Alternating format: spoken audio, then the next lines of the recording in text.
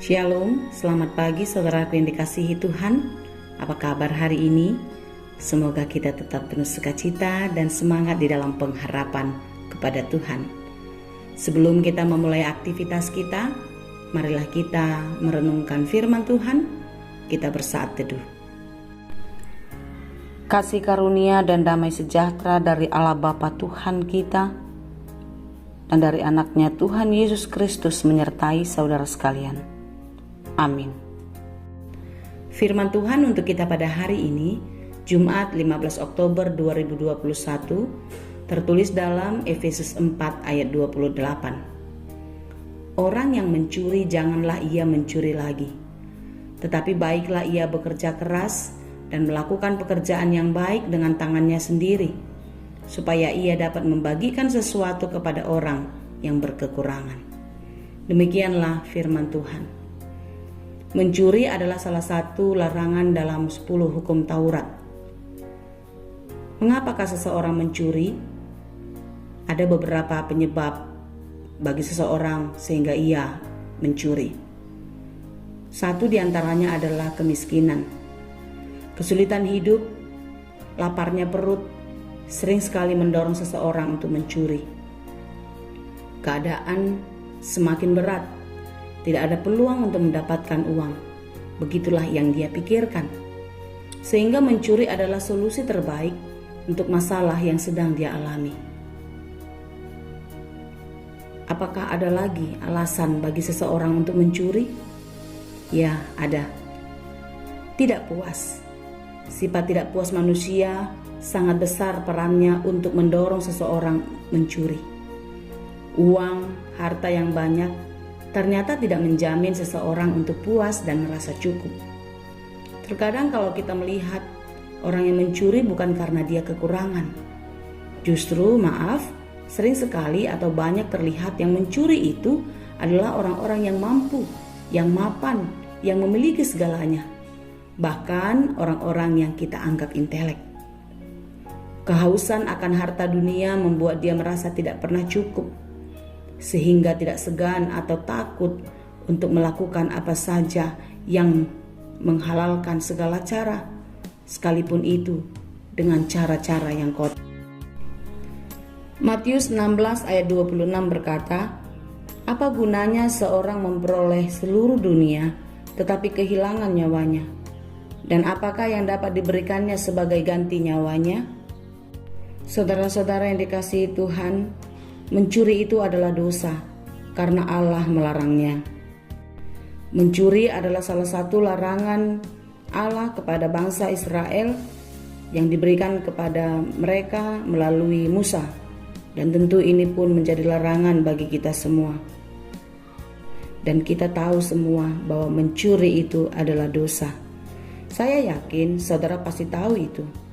Tapi mengapa masih banyak orang yang mencuri dengan berbagai-bagai alasan?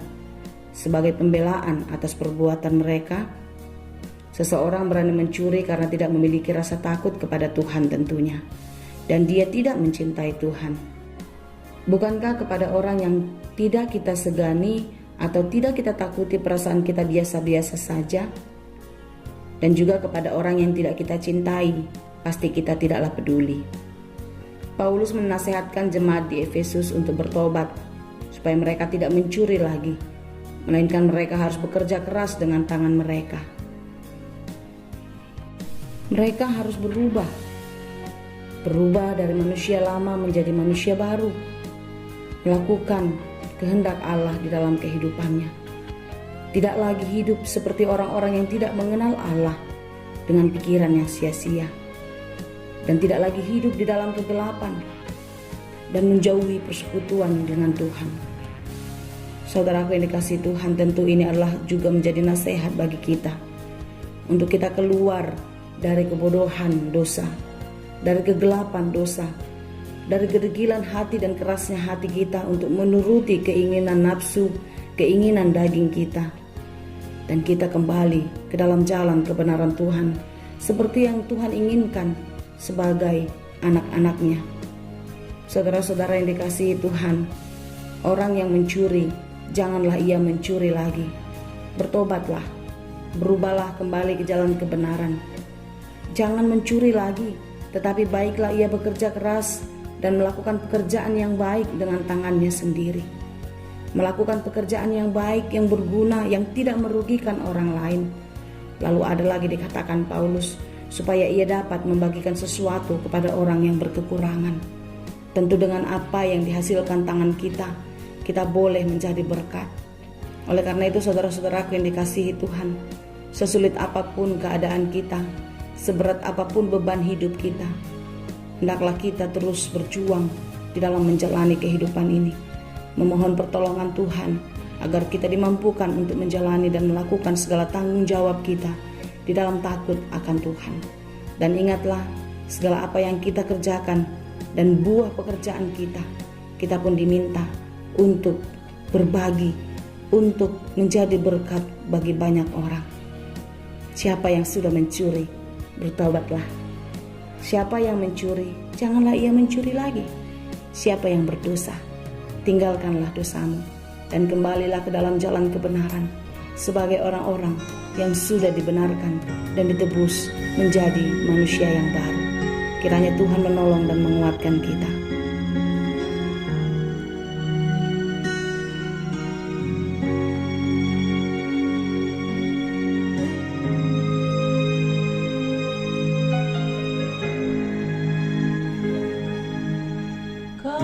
Kasih setiamu Tuhan lebih dari hidupku,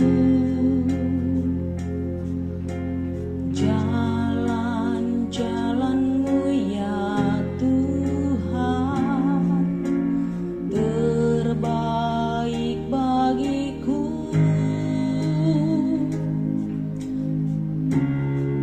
Semua yang kau katakan tiada dusta ku temui. Dari semua yang kau janjikan tiada yang tak terpenuhi. Andai kan ku harus memilih, tetap hatiku padamu, tak satu pun dapat menggantikanmu. Hanya kau yang berarti bagiku, lebih dari semua yang ada. Kaulah segalanya bagiku, tak ingin ku berpaling darimu. Selamanya ku akan menyembahmu Tuhan. Terima kasih Tuhan untuk firman-Mu hari ini. Firman-Mu yang mengajak dan mengingatkan kami untuk kembali ke dalam jalan kebenaran yang Tuhan kehendaki. Jangan biarkan keinginan daging, ketidakpuasan hidup kami membuat kami jatuh ke dalam dosa. Tuhan, ajari kami untuk mencukupkan setiap berkat-Mu, dan biarlah kami boleh bersyukur atas setiap berkat Tuhan dengan memakai hidup kami, memakai berkat yang kami miliki menjadi berkat bagi orang lain. Pakailah kami sebagai alat-Mu untuk menyenangkan dan memuliakan nama-Mu Tuhan. Terima kasih Bapa di surga, kami sembah dan kami puji Engkau. Hanya di dalam Yesus kami berdoa. Amin. Anugerah Tuhan kita Yesus Kristus, kasih karunia Allah Bapa, dan persekutuan Roh Kudus, itulah kiranya yang menyertai dan memberkati kamu sekalian. Amin.